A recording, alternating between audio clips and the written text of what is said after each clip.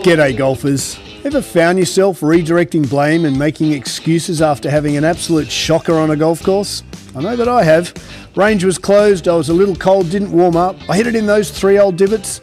Then we have the podcast for you.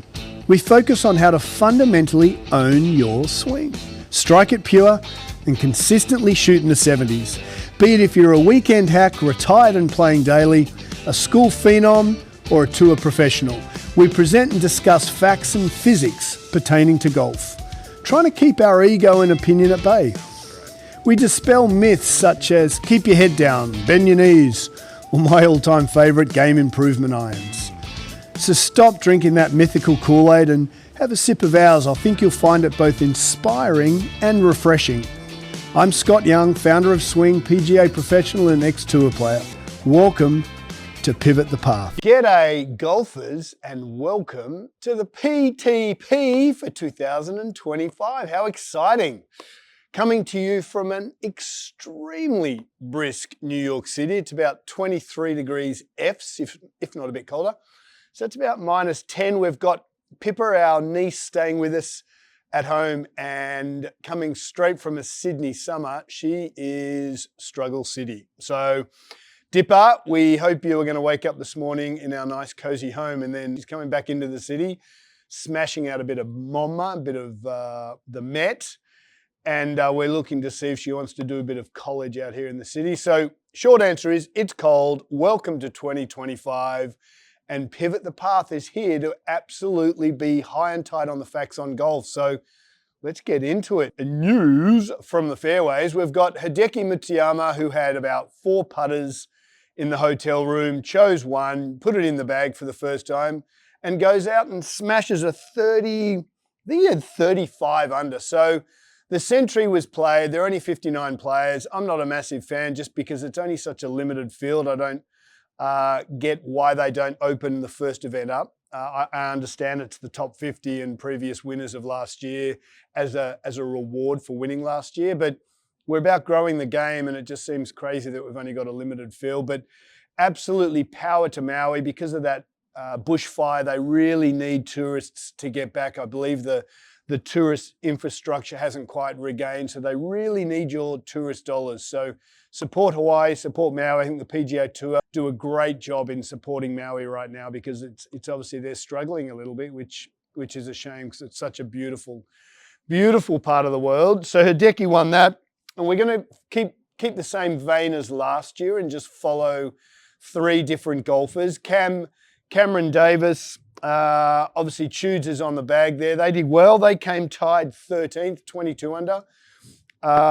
Cam Young, I thought I'd throw Cam into the mix. Hasn't won on PGA Tour yet. He's just a local lad from up at Sleepy Hollow, only half an hour up the road, played there a bunch. The head pro who I knew, Cam's dad has since retired, but he's a great young guy, obviously a hell of a player. Lost about 20 pounds. He's looking fit, and the way he handles himself is brilliant. He came tied 8th. And then we'll keep following Minwoo Lee because I just think he's so amazing, Aussie. He didn't play last week, not winning in 2024, so he had the week off. So there's the roundup. We're loving being back. So we've got the PGA Tour this week, coming at the Sony, also in Hawaii. And obviously huge news. I hope you guys tuned into the first inaugural, double whammy there, TGL. So Tiger and Rory's league is being played down in Florida. Now, obviously they didn't invent it. It's a Korean-based business model. The Koreans have been doing this for years. What the Koreans do, which I think is really cool, is the Korean tour version of this is they hit into the screen then goes up, and then they play the holes. The TGL, hopefully you caught it on Tuesday night. It was New York versus the Bay Area. They spun it round. So the first tee shot you hit into the screen, if you're on the fairway, you hit the fairway shot into the screen. But as soon as you get into the pitching bubble, you spin around 180 and the golfers then hit into a live green, which is obviously all synthetic grass. And so it's going to be really interesting to see how you guys loved it. I cannot wait to see how the viewership is. I think the biggest thing from my point of view is not the indoor component, but it's the miking up of the players for 2 hours. And that's going to be absolutely phenomenal. My concern is they lose a little bit of their competitiveness. As they are mic'd up, they relax the tone a little bit. But at the end of the day, what do we all love? And that's a ferocious competitiveness in sport. So hopefully they've been, I know they've been practicing, but hopefully they've created a nice little balance between, to me, the most important value add for a customer acquisition is that we're hearing mic'd up tour players. I think it's so cool. But we don't want them to lose their competitiveness. So it'll be interesting when we see the results of the first couple of weeks, how the TGL is. And then from our point of view, as we've taken a little step back here and we've looked back at our 2024 and we're obviously excited at 2025, Swing's going ballistic, the business model. We've signed the lease next door for 5 extra bays and we're going to do a lot more gym and really doubling down on what it is our customer wants and what it is that Swing brings to the golf community. And that is improvement, improvement, improvement. And I think this is very important for this podcast because there's dozens and dozens of golf podcasts, but where we differ is it comes from a touring pro who knows how to get you to scratch. And that's our core belief here, is that the Swing platform, like no other, curates and filters all the noise in the industry and online and actually filters out what will get you to shoot even par or better and improve your movement and improve your return on investment of your time of practice. So we are super excited at what 2025 brings. I think consistency for me and our brand is so important. If everything that we're going to channel into the Swing brand can be channeled towards is the face less than path. And that's basically a very simplistic view, but an extremely precise view of how you guys can control your ball flight and get back to scratch, which is our goal here. So yeah, getting back to this idea of consistency, I've had numerous clients who are living out of the city, flown into New York to see us, and a couple who live in the tri-state area. Some of whom have got golf simulators in their garages and in their spare rooms. And it's really interesting for every one of those guys and girls who come in, who have their simulators, without fail, everyone's like, you know what, I don't use this thing well. I don't even think I'm improving with this, which is what we've always thought.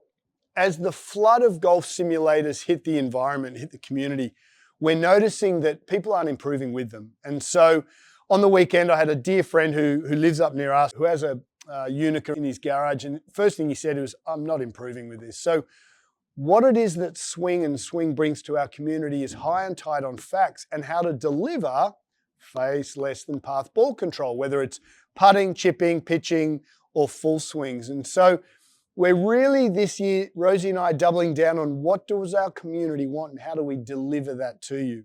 And it's all about being consistent, being simple, being absolutely laser focused on what can we do. Well, we can curate all the noise of this fantastic new gadget putter or this gizmo or that gizmo. How does it improve you? What do you have to do when you have that product or concept or platform? And how does it return face less than path and lower scores? And that's our absolute goals. So doubling down on this idea of consistency and what it is our customer wants. Our customer wants to believe and trust in one goal, in one vision. That is, how do I control the ball flight to shoot even par or better? And so that's what we're doubling down on. We're launching our short game clinics, our lady clinics. We can't wait to get into the ladies' clinics here in New York City. The amount of professional ladies that come through my front door, and majority of them, unfortunately, and this is the irony, they're built to play golf. Ladies, you guys are built to play golf because you can separate your hips far better. They're a little intimidated to get out on that golf course. The Swing's going to be that nice bridge between learning a new skill, trusting that skill to be able to control ball flight. And so we're super pumped at delivering everything we can here to get you guys to play some good golf.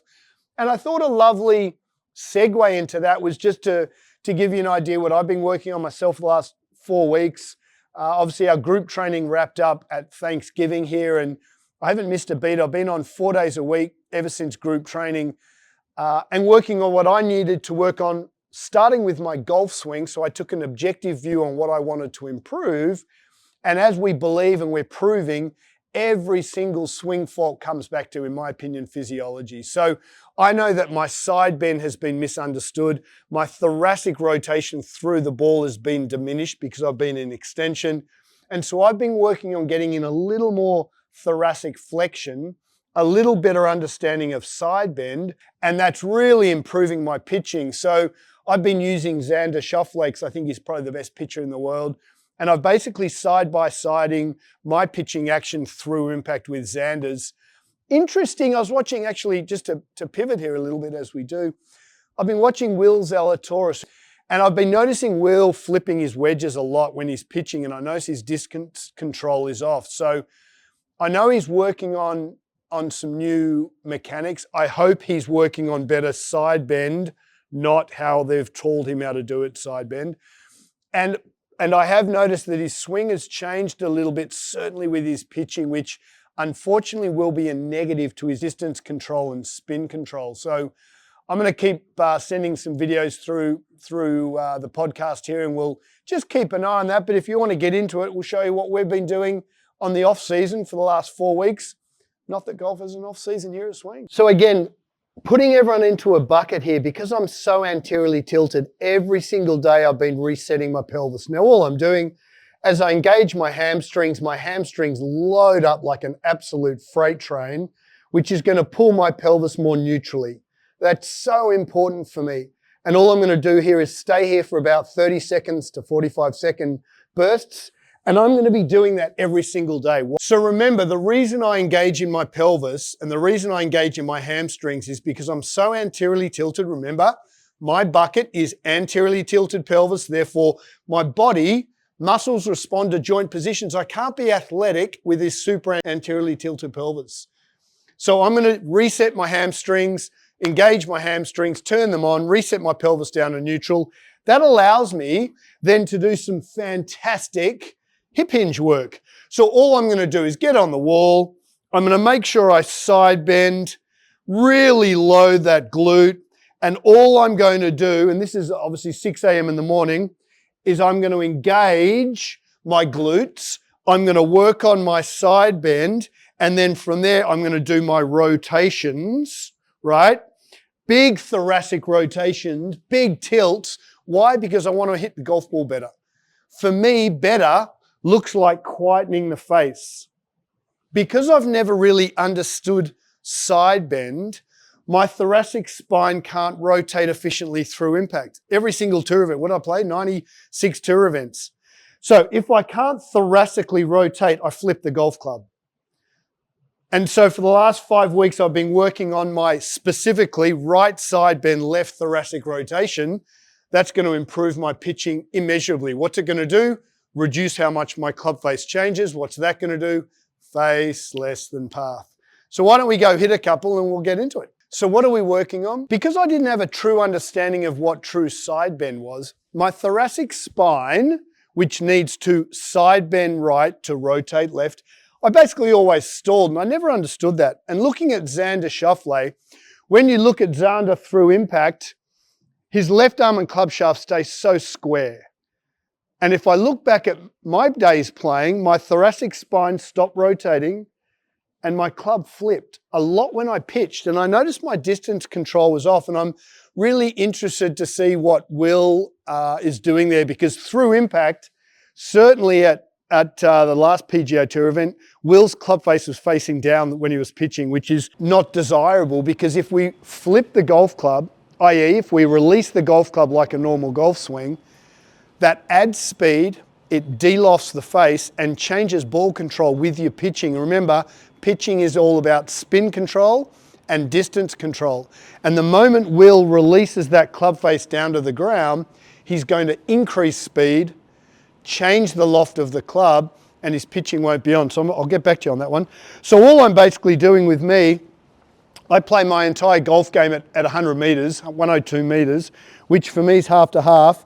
Now again, why I love what we're doing here, this is the first swing of the day. All I'm working is outside the noodle, and through impact, I want to keep that club shaft nice and straight. So I should, first swing of the day, 23 degrees, I should be like inside 5, face 4. Okay, I was inside 4.4, face 4.2, face less than path. And all I'm really working is I feel like the club head stays outside my hands through impact. Just when I pitch, inside 4.4, face 4.2, go play golf. What's the root of swing?